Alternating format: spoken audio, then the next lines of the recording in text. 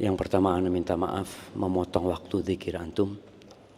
Alhamdulillah. Wassalatu wassalamu ala Rasulillah amma ba'd. Enggak lama jamaah sebelum antum melanjutkan zikir dan melanjutkan tidur ya.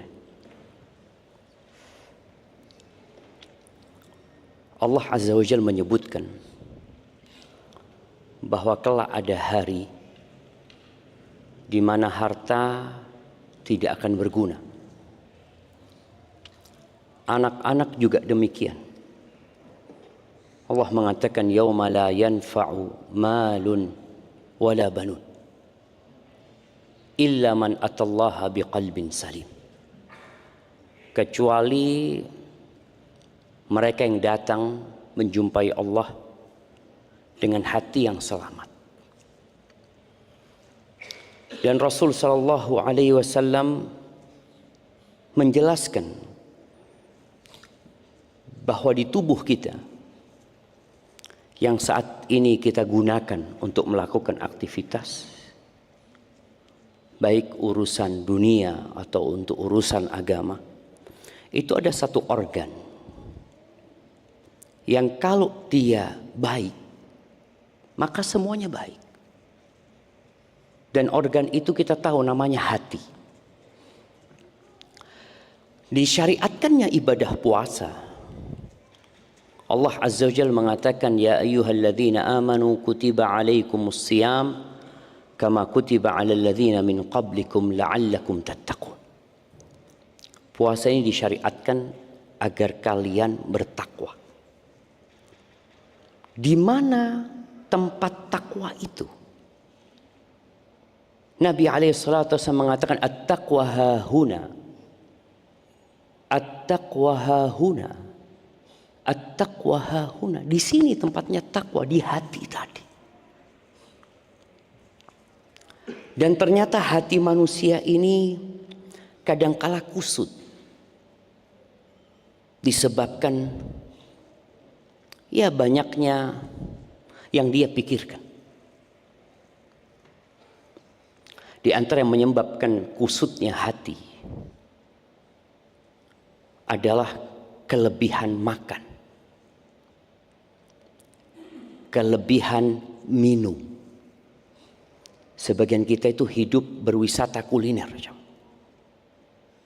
Sepanjang 11 bulan itu kita makan pagi berbeda dengan yang kita makan di malam hari. Yang kita makan di siang hari berbeda dengan yang di malam hari. Besok seperti itu sepanjang tahun. Padahal Nabi alaihissalatu wasallam menyebutkan tidak ada wadah yang lebih buruk untuk dipenuhi daripada perut kita. Ternyata perut ini tempatnya penyakit. Yang dampaknya ke hati. Ketika perut dipenuhi, maka Nabi alaihissalatu wasallam memberikan arahan kepada kita.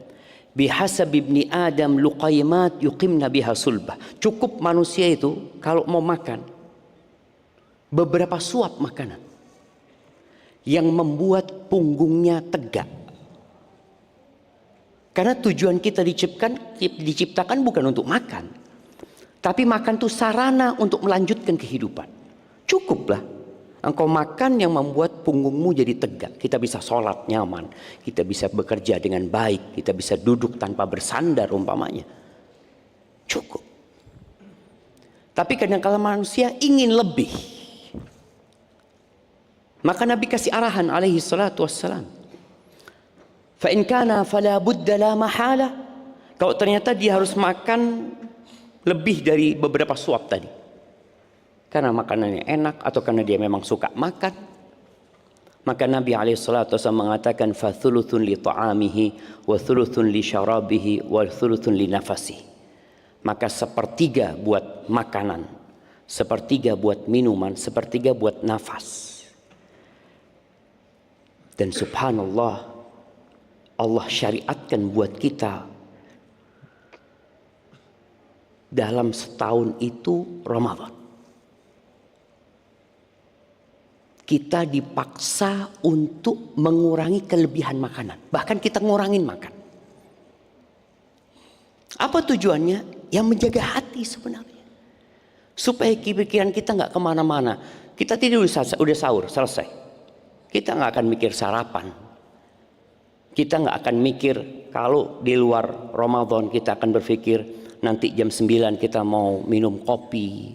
Kita nanti mau makan gorengan. Nggak ada pikiran itu.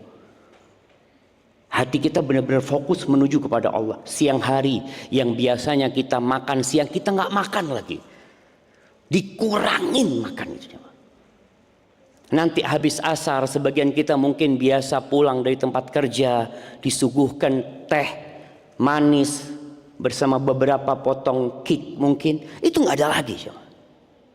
Kita benar-benar dipaksa untuk ngurangi makanan dalam rangka jaga hati.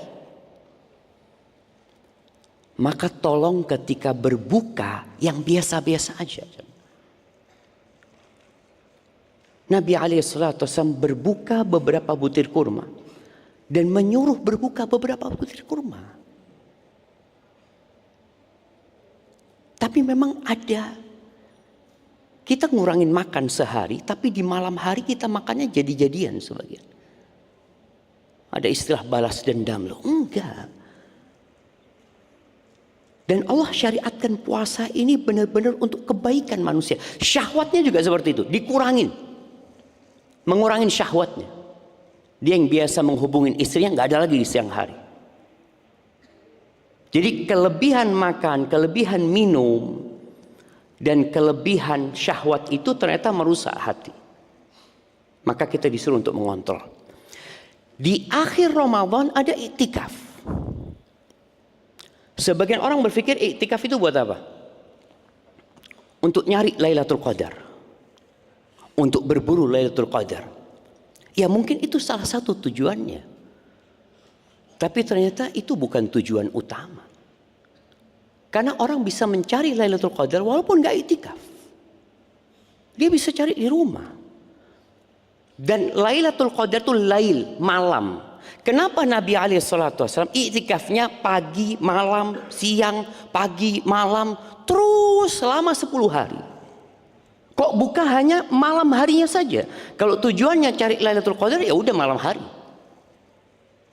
Pagi Ibnu Qayyim menjelaskan bahwa ternyata di antara tujuan iktikaf adalah bagaimana kita menyatukan hati menuju kepada Allah dengan meninggalkan kelebihan bergaul dengan manusia. Kelebihan ngobrol. Kelebihan duduk bareng. Sekarang kita duduknya sama Allah. Kalau antum mau ngobrol sama Allah.